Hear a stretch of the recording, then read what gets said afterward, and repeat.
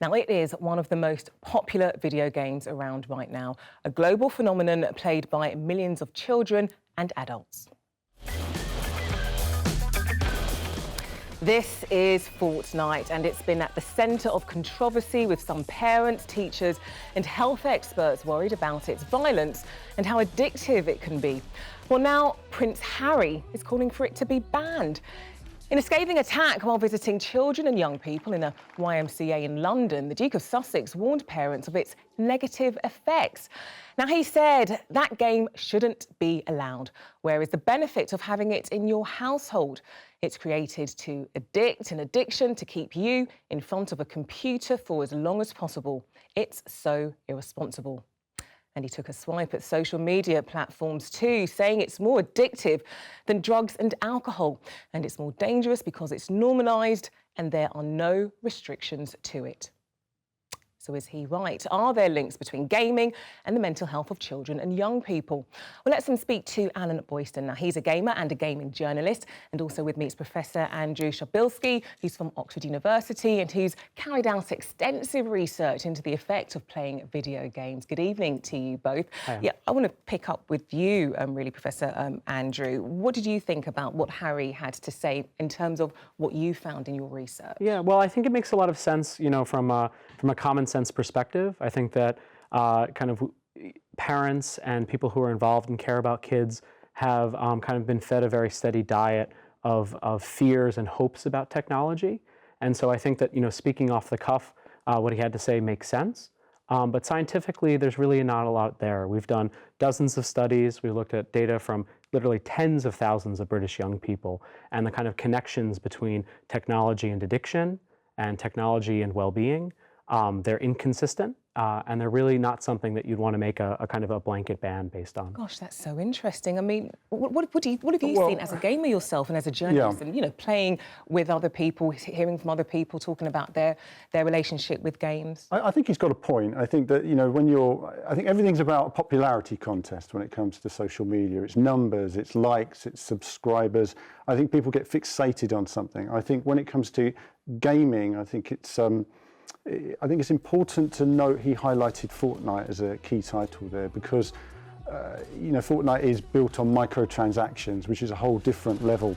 And I think that you can enjoy social media, you can enjoy gaming, but I think when you take it to the next level, then of course these companies will always look at an opportunity to make more income in that way.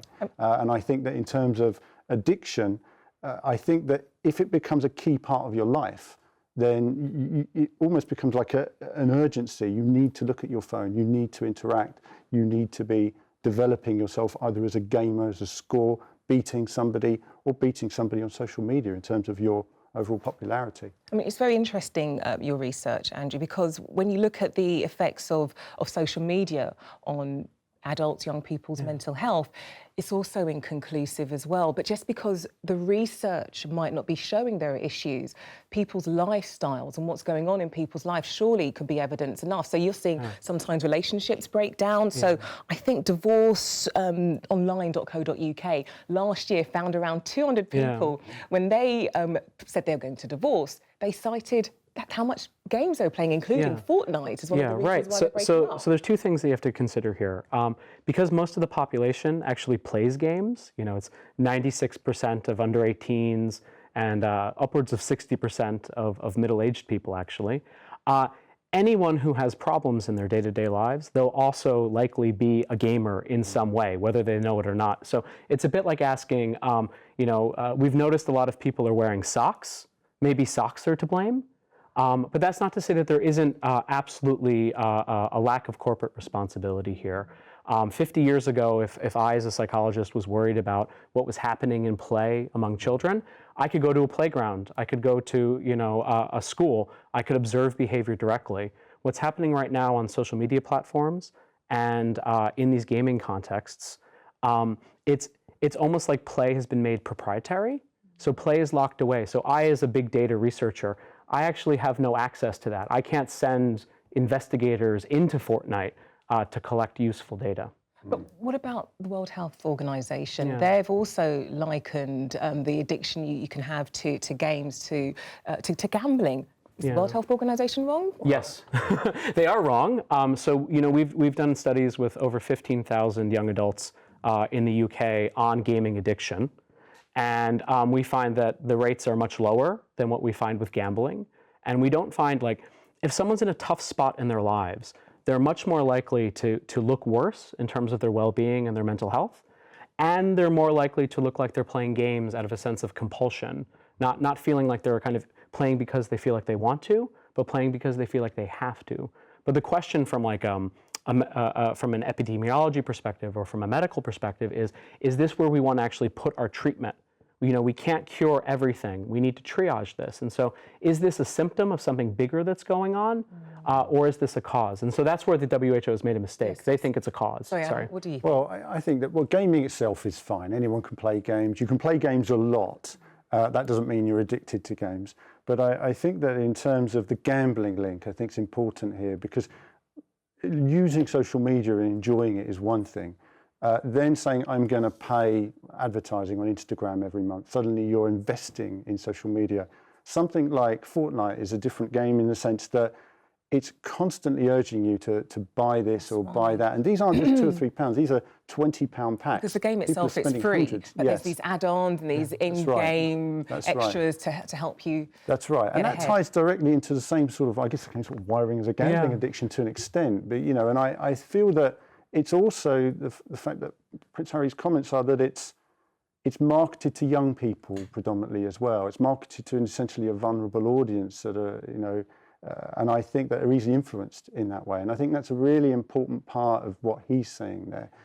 So I think that it's very important to differentiate gambling from gaming from, you know, this sort of microtransaction gaming and stuff like that. And I think gaming is perhaps people with behavioural problems you know, like you say, using it in a different way, you know, and I guess... Yeah, but the key thing is here, the question is, are we looking at something like a board game? Are we looking at Pokemon cards or Magic cards where we kind of have this kind of loot box thing happening and this is kind of a normal activity? Or are we looking at something that's clinically relevant, something that needs mental health resources? You know, the UN is pretty clear that children have a right to play. They have a right to information. They have but a right. Surely there should be time limits. Right. Well, so that's the question. Is time the thing where is that the smart place to put a limit? Maybe there are places where different types of limits besides time make sense. Maybe some games are fine played 10 hours a day, and maybe others are bad. It cannot be anything that's fine. Well, we're talking about age groups here as well. Work. Yeah, we're talking about age groups. Spoken like a capitalist. Exactly. You get paid, right? Exactly. I mean, we're talking about age groups here. You know, I mean, you've got kids who are like, you know, teenagers spending their parents' money. I think that when you're marketing to such a young age, there should be some control. The problem is these games and social media develop income strategies quicker than parents can keep up in understanding, quicker than the government can bring in laws that control that. And if you say to a company that makes a lot of money, stop making money because it's not the nice thing to do, well, that's never going to happen. You need to bring in the right regulation, and people need to pick up on this sort of microtransaction business. Yeah, let's look at how much money the gaming industry is making. Just a couple of days ago, the figures were released, £5.7 billion in the UK alone. That's how much these firms are making. Should they be playing a role to make sure children and young people in particular are protected and have a good relationship when it comes to gaming? Yeah, absolutely. So I think that, you know, you can talk about them as firms that are bringing in a certain amount of money, but I think the other way you can think about them is that, you know, they're artists, they're creatives, they're an extension of industries that have a long history in the United Kingdom. And so the question is less, you know, are they responsible for something bad happening? Because we don't know that that's true. It's more like, what kind of good corporate citizen do they want to be? Do they want to help scientists understand what's happening when kids are in these digital playgrounds? Probably not, only if they're going to make money out of it. Well, I mean, they might learn more effective ways of making money. Exactly. And so the question is, you know, do they want to be part of the problem or do they want to be part of the solution? I think that's key, isn't it? It's, well, like we were saying, really, regulation needs to be brought in. I don't think companies are going to, you know, regulate themselves. I can't see that. I mean, yes, on the surface, you'd say, well, they should be sensible about it. They're bringing in something that they know is going to directed to a certain age group.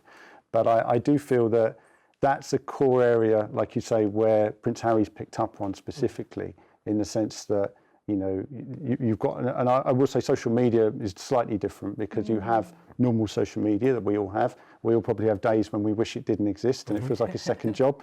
But then you have people who take it very seriously, whether it be risky photographs or whether it be promoting on, you know, Facebook, Twitter, in terms of trying to increase their popularity in that way. So I think there's two separate areas there that Prince Harry's getting at. But I think in terms of games like Fortnite, that is a product purely driven to make money.